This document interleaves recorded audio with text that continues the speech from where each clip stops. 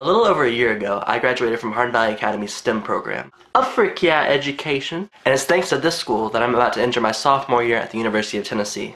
Hence why I'm wearing this disgusting orange color. I've recently learned that a controversy has arisen about the school's summer reading. The link is in the doobly-doo. I love you, John and Hank Green. Here's the gist. Every summer, the STEM Academy picks one interesting book to keep the students interested in science without boring them to death. Because let's face it, on a scale of like Workaholics to C-SPAN, most science books are like C-SPAN 5. This year they chose Robopocalypse by Daniel H. Wilson. Had to get the ebook because it was sold out in all the Knoxville stores. So there was an incoming freshman whose parents were not comfortable with him reading the book due to profanity. And that's okay. The school has an alternate reading option. So surely the parents would just email the dean of the STEM Academy, Debbie Sayers, Team Debbie, and ask nicely for an alternative book. Nope. Chuck Testa. The parents went straight to the school board members and central office and asked them to completely remove the book from the reading list. Keep in mind, this is happening less than a week before school starts, and this list has been available for months. Stupid! But surely the parents read the entire book and came to a well-informed conclusion about it. Oh, they just skimmed it? This should work. Let's look at what the parents said. My child is being forced to read profanity. This is not something that kids are talking about. It's an assigned assignment.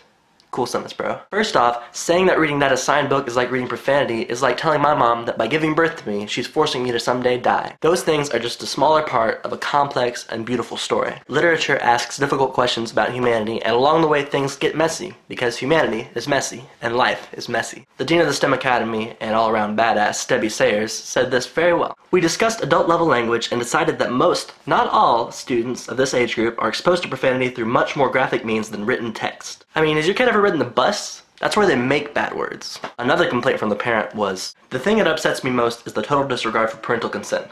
The article reads, Lee understands the district's policy about free speech, but he feels they took away students' rights by requiring them to read bad words.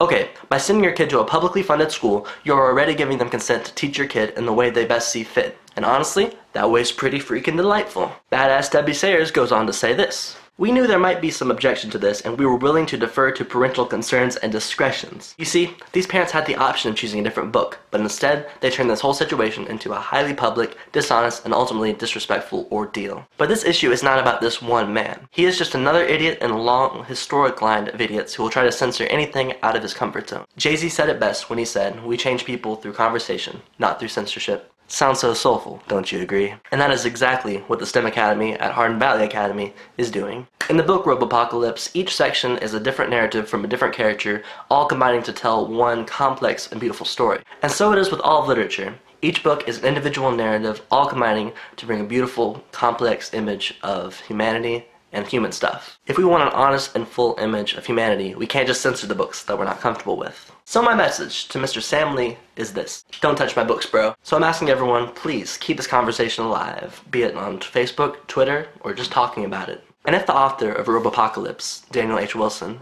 is watching this, if you're getting idiots like this guy upset, you're obviously doing something right. My name is Ryan Clark, and I love books. Mwah.